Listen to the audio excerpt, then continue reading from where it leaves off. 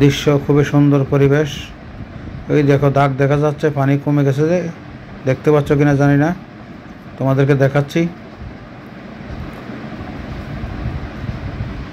একদিনে প্রচুর পানি কমে গেছে। আমাদের কুমিল্লা গোমতী নদীর পানি তোমাদেরকে দেখাচ্ছি। রোদের তাপমাত্রা বেশি, এ কারণে পানি কমছে। চলো সামনের দিকে যাওয়া যাক। সামনের পরিবেশ প্রাকৃতিক ঘেরা, চারপাশে প্রাকৃতিক সৌন্দর্য, সূর্যের দৃশ্যটা সত্যি অসাধারণ সুন্দর। চারপাশ তোমাদেরকে ঘুরে ঘুরে দেখাচ্ছি, সাথে থাকবা, নতুন নতুন ভিডিও তোমাদের মাঝে পৌঁছে যাবে। প্রিয় বন্ধুরা, দেখতে পাচ্ছ